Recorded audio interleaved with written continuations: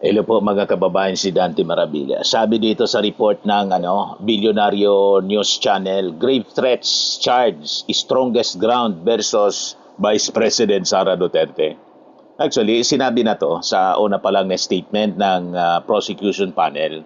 Tinanong ng mainstream media kung ano yung pinakang malakas. Lahat man malakas pero the strongest sa kaso ni Sara, yung pagbabanta sa ating Pangulong Bongbong Marcos, kay Lisa Marcos at kay Martin Romualdez. And that could be the reason, mga kababayan, kung bakit siya yung inuna.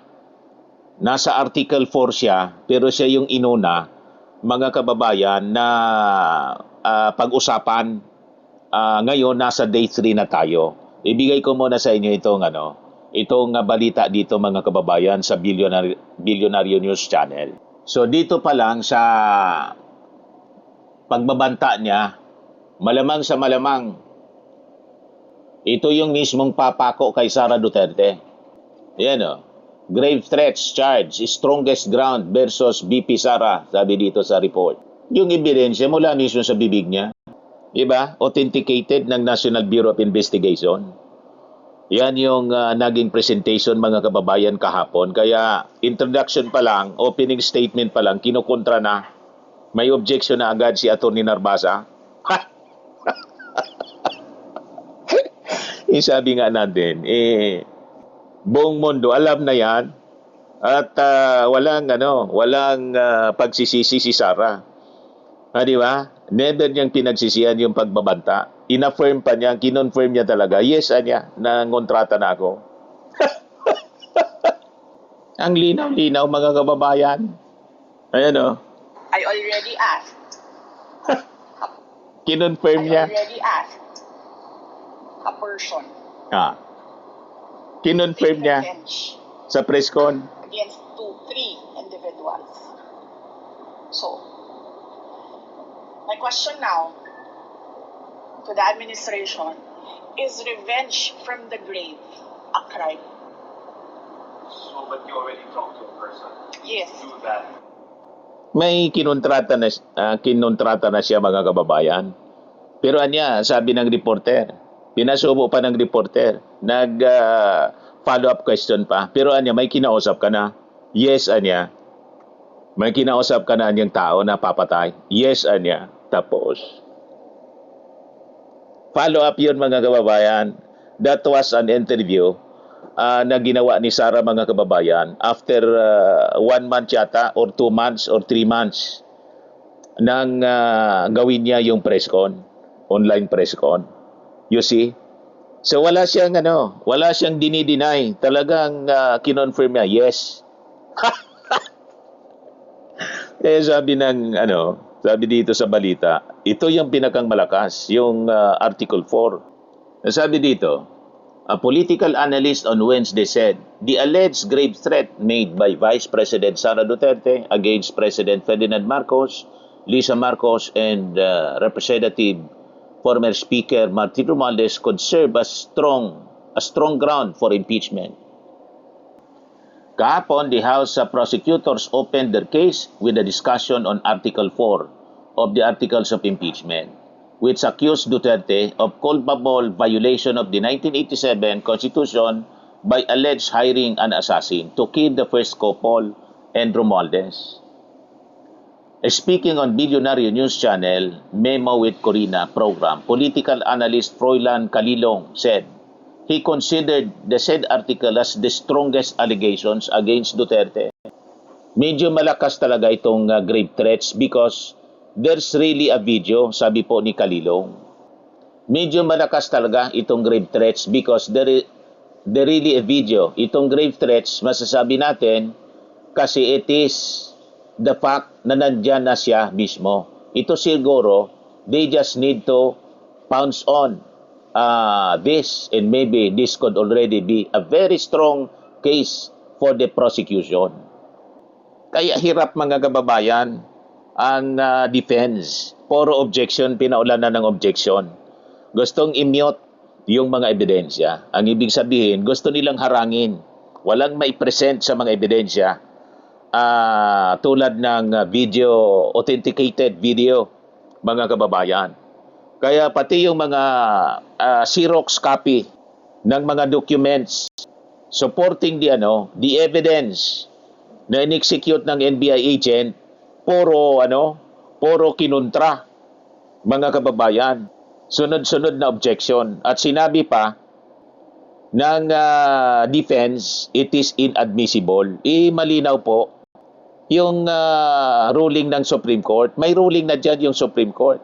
At dito mga kababayan nakatuon yung propaganda ng mga DDS bloggers and supporters. At personal attacks now, ad hominem, ika nga mga kababayan, to the brilliant private prosecutor na si Attorney Ligutan. Target na ngayon mga kababayan ng mga personal attacks si Ligutan. Pinapalabas na lumabas yung sipon.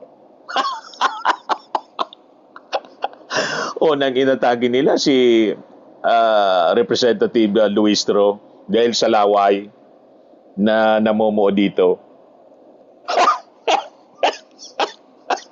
Ginawa ng memes. Mga kababayan, pinaya ng tuno, pinakalat ng mga DDS trolls. Yan ang ginawa nila para doon matuon yung atensyon ng publiko sa laway imbes na sa ebidensya. Sa merito ng kaso, mga kababayan, sa lakas ng mga ebidensya, i-distract yung mga mamamayang Filipino. Gusto nilang dalhin ang usapan doon sa laway ni yung sumusubong bibig ni Luistro. Ngayon naman po, ang atake ngayon, yung sipon daw kasi sinisipon. Kasi siyempre doon sa loob ng Senado, napakalamig. Sa labas naman po, mainit ang panahon, di ba? Siyempre, normal, sisiponin ka at nag-ambon-ambon ngayon. Sinipon si Atty. Ligutan. So pumapahid-pahid siya ng ilong. Ayun, ginawa na naman po ng mga fake mga AI na mga pictures na tumutulo yung sipon. At bumanat na naman po si fake news peddler Jason Sa. Dating veteran journalist, ngayon fake news peddler na kasi naging DDS. Yun ang sinasabi niya. Sinare niya yung post ni Atty. Amando Berhil Ligutan. Sabi kasi ni Atty. Ligutan, and why am I trending online? Kasi sikat na sikat siya. Because of his brilliance. Na hindi makapurma si Atty. Narbasa, yung defense counsel ni Sara. Nagmukhang law student na lang. Sabi po ni Atty. De Rosario. Ngayon, nag-post si Jason Sa. Yan ang post niya. Jason Sa, 4 hours ago. Attorney, kung hindi mo alam kung bakit nga ba, makabubuti sigurong itanong mo sa digital forensic expert kung may kaunti kang katangahan. Pangutanasab sa imong mga migo kung nagmaya ba sila sa imong pinagkalit mga panghambog ba. Kuan lang daw, Mando, suggestion lang siya ba? Kini-question niya, mga kababayan, tulad ng pag-question ng abogado ni Atty. Narbasa, doon sa mga dokumento, mga kababayan ng prosecution, yung witness na present, yung taga-NBI. So nagsulat po ng mga personal attack si Jason sa salitang salitang Bisaya. Ang sinasabing tumulo yung sipon ni Ligutan.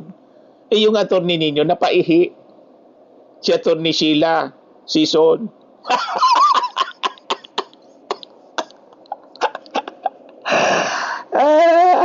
Dahil sa tindi ng presentation po ni Atty. Ligutan, napatayo. Napansin ni Atty. Ligutan, bakit niya tumayo? Nag-walk out. Para niyang gumagawa ka ng scene. Amin ni Atty. Ligutan. I think she is making a scene, sabi ni Napaihi man lang pala, mga kababayan, sa tindi ng presentation ni Atty. Ligutan. Ngayon, ito, yung English translation ng Bisaya na pangungutya, panlalait, mga kababayan ni Jason sa. Sabi niya dito sa English yung translation, Tony, if you don't know why, you might as well ask a digital forensic expert. If you have a little stupidity, tinawag pang stupid, mga kababayan, si Atty. Ligutan na napakatalino. Makipagdebate ka nga kay Atty. Ligutan kung saan ka pulutin, Jason sa. O di ba? Babalatan ka niyan. Malamang magmukha kang kinder. Hindi law student, kundi kinder. Di ba? Also ask your friends if they're happy about your sudden bragging. Just like it, man, it's just a suggestion. But in my case, man, sabi niya, the real reason is, number one, you'll have a cold in 3 times. Then, you sniff in turns the microphone to the television volume. Ano naman ang problema doon kung sinipon si Atty. Ligutan? Problema ba yon? At yung pagsisinghot niyan, naririnig yung tunog sa microphone. Ano naman ang problema doon? That is normal sa sinisipon. Kahit kayo, di ba? Bakit? Yung in-invite ka, Jason, sa sinumpe na ka ng Congress, di ba hinihika ka noon? At yung maaresto ka, di ba inatake ka ng hika at humingi ka ng tawag dito? Wheelchair? Dinig na dinig yung hininga po ninyo. Yung tawag doon, paghabol ng inyong hininga, dinig na dinig, recorded ng media. Di ba? That is normal sa sinisipon, sisinghot. Anong problema ninyo doon? Wala na kayo kasing issue na makita, kaya namimersonal na lang kayo. Ang ginawa na ngayon ninyo na mga DDS, pinapansin ninyo yung tumutulo. Wala man nga pong tumutulo. Gumawa sila ng mga AIs, mga kababayan ni attorney. Pinapakita na tumutulo yung sipon. Ito yung mga pinapakalat ng mga DDS. Kahapon, laway ni Babo. Ngayon, sipon naman ni attorney. Yan gumawa sila ng mga AI video at mga mga picture AI. Ngayon naman sipon. Ano na naman kaya bukas? Hanggang doon na lang ang kaya ninyong gawin, panlalait, pamimersonal ad hominem, kasi hindi ninyo kaya yung merito ng kaso. Sa lakas ng ebidensya laban kay Sara, sa gusto ninyong i-distract yung tao sa mga isyong walang kakwenta-kwenta. Tama? Laitin na lang ninyo yung abogado kasi hindi ninyo kaya yung talino. Kung ano-ano na lang. Number 2, then you say that the certified true copy is Xerox. O, kita ninyo? Namimintas kayo, yung gamit ninyo ng salita, mali, photocopied ang dapat na tama. Photocopy. Ang Xerox kasi, ang Xerox is a brand ng makina. Xerox. No, di ba? Ang Xerox is a brand. Pangalan ng ng company. Yan Xerox is an American corporation renowned for manufacturing and servicing printers. Yun naman talaga, Mr. Maravillas, yung nakaugali na gamitin, magpa-Xerox. O di sige. Pero ang tama niya, magpa-photocopy. Yan ang tamang salita. Kasi yung Xerox po, that is a name of a corporation, American corporation, na nag-manufacture ng photocopier machine. Parang Colgate na close-up. O parang yung magpa-picture, magpa-Kodak. Sige na, okay na. Okay na tayo. it is already original or it's still the same as the original? Number 3, are you still blinking, beautiful eyes of your 8-in-1 witness that is always following the script or notebook? Anong script na sinasabi ninyo na ina-appreciate niya, tinitingnan niya kung tama yung kanyang pinipresent? Siyempre, may outline siya. So, nandun kasi kayo sa script na sinasabi ng abogado ni Sarah, are you following a script? Pina-strike out nga yon kasi hindi man yun totoo na may script na sinusunod. Walang script na sinusunod. Propaganda lang ninyo yon para sabihin na scripted yung lahat, pati yung pag-file ng kaso. Sabi pa niya, number 4, then your style of speaking yesterday in the Senate, you are always OA. You look like a host in the Miss Gay pageant in Mabolo or an announcer in boxing in Mandawi. Namintas pa. Bakit? Kaya mo yung galing ni Attorney Ligutan na napaka-brilliant? Ganon talaga ang style ng pipresent, pananalita, yung marespeto. Marespeto ni Attorney Ligutan. Laging may please. May your honor please. That is the style. Wala ka kasing practice na ganyan kasi broadcaster ka, journalist, na naging fake news peddler, na pariwara ang buhay.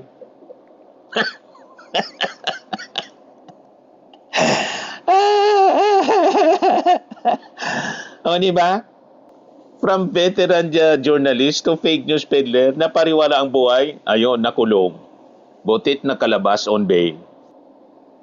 There's still your honor, please. You keep repeating like your video jumping around and the audio of the speaker's lips is late. Well, hindi ma'am yun ang problema, yung late ng audio ng lumalabas.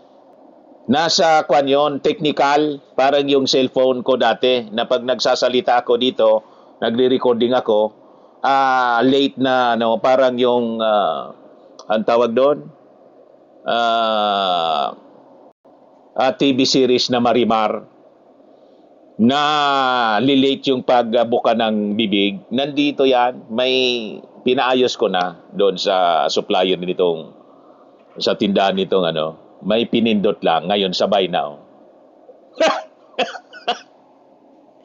Hindi man yung problema ni attorney, sa technical yon, kaya hindi sabay yung bibig, pagbigkas, at yung mga, nangyayari talaga yan kahit sa radyo, sa telebisyon, di ba na taga-TV ka? Technical glitch yun, technical problem. Hindi sabay yung pagbuka ng bibig, yung sound, hindi sabay. Problema yun ang technical. Ba't isisisi mo yun kay Attorney Ligutan kung hindi ka bugok?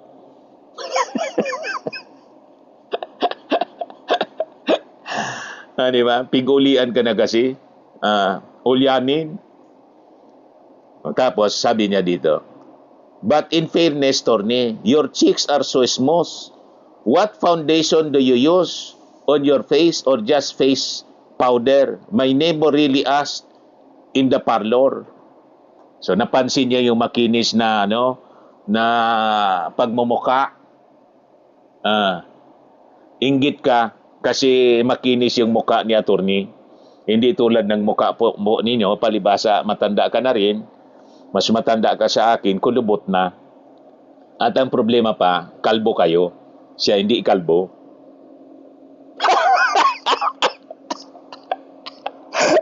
At bungal. Siya kompleto yung kanyang yung kanyang ngipin, tulad ng ngipin ko kompleto. So, puro na lang ad hominem, pamimintas personal. Napapansin ninyo yung laway ni yung laway ni Gerbel Luistro, di ba?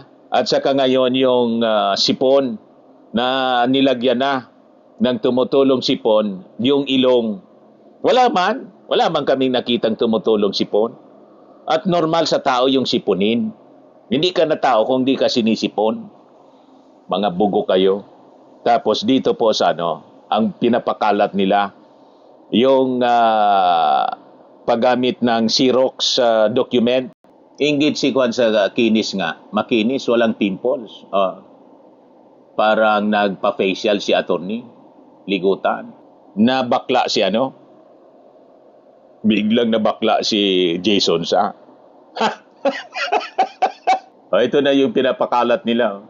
Puro, sabi nila, under Bangko Sentral ng Pilipinas, BSP Circular Number 828, any unauthorized printing or copying of Philippine banknotes regardless of color is strictly prohibited and punishable by 5 to 10 years in prison. Ang ibig sabihin nila, pwede pala niya ito. Yan pwede pala to. Yes, salamat. Nasolbad na gyud pangbayad namin kuryente sa bagong Pilipinas. Pwede na daw ang pwede na ang photocopying pera. Ganon ang kanilang mindset.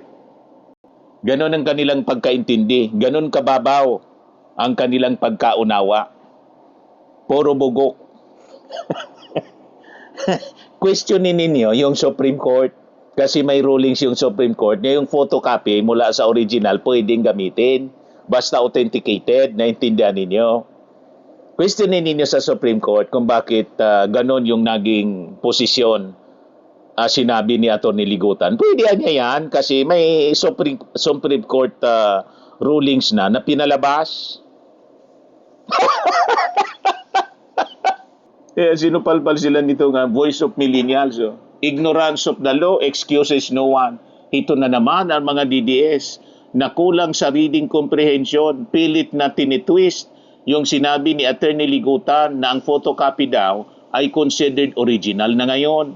Fact check muna tayo, totoo naman yon, pero strictly para lang sa rules on evidence sa loob ng korte, hindi para sa pera. Na ipapasirox ninyo yung pera, gagamitin ninyo na pambili, medium of exchange. Walang ganon na Supreme Court ruling na pwede na yung pera gamitin Xerox.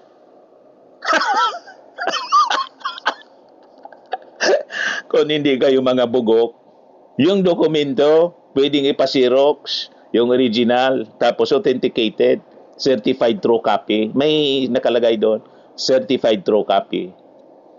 Pwede ba yun sa pera? Siyempre hindi. Kung hindi kayo mga bugok.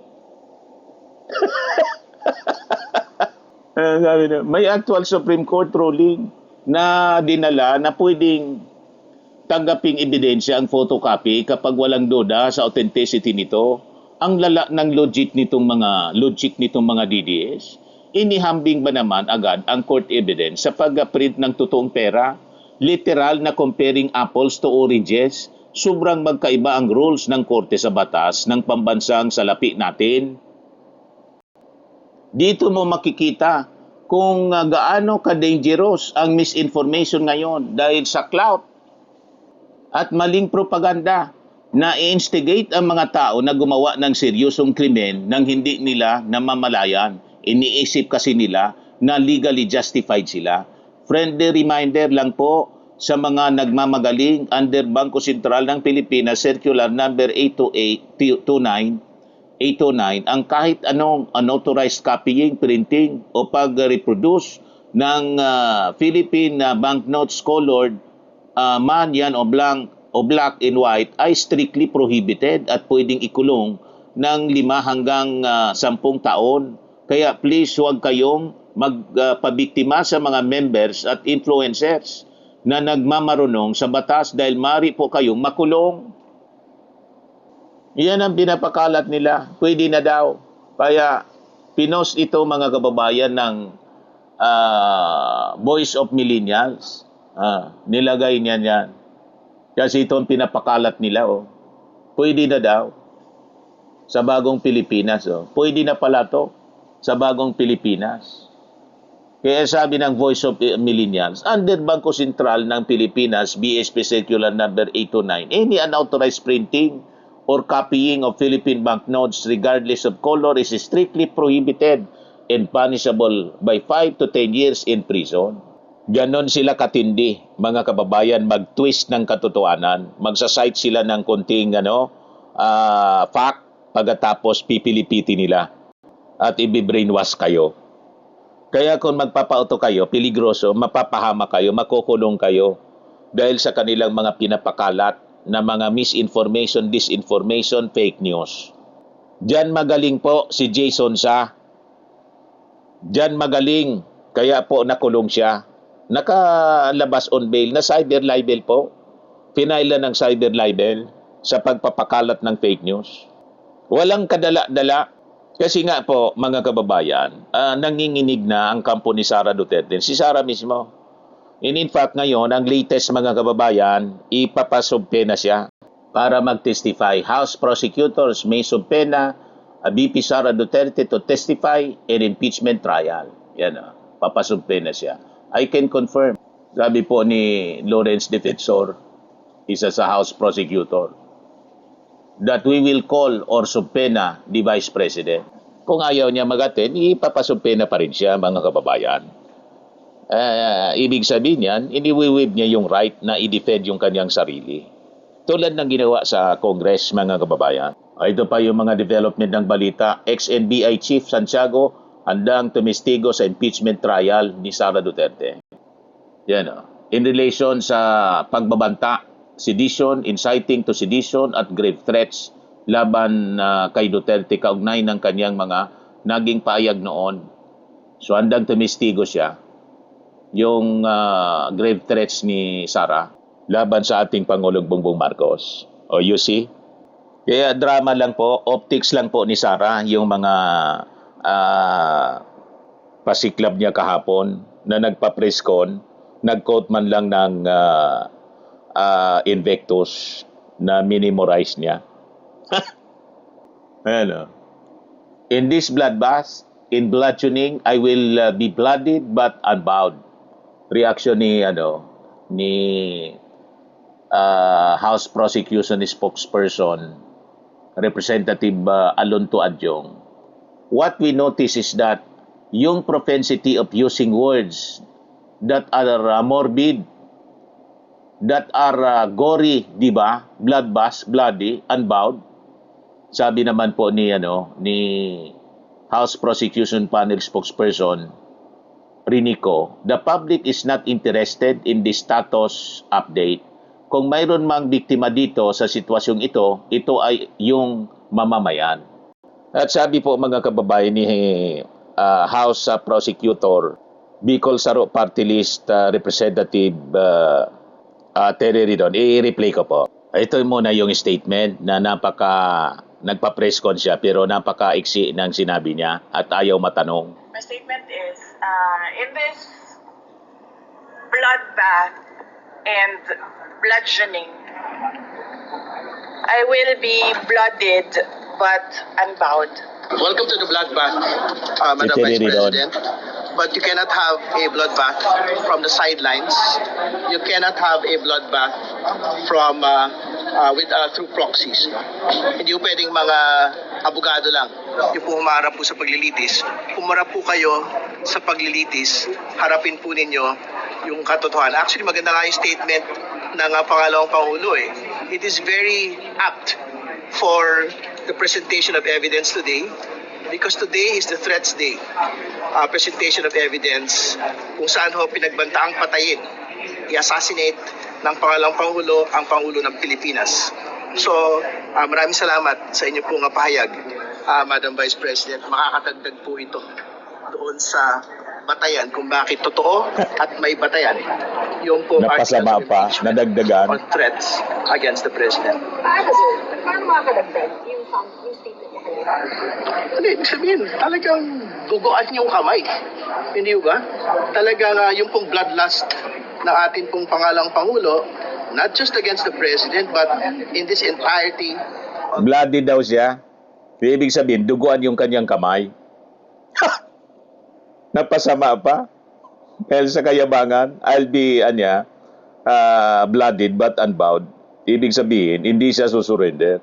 Pinanindigan niya yung kanyang pananakot, yung kanyang pagbabanta. Yun ang ibig sabihin yun, mga kababayan. Pero sabi ni Terry Ridon, hindi man na niya pwedeng mag-bloodbath through proxy or proxies. Niya yung mga abogado lang yung nagtutunggalian mga kababayan doon sa Senate impeachment trial.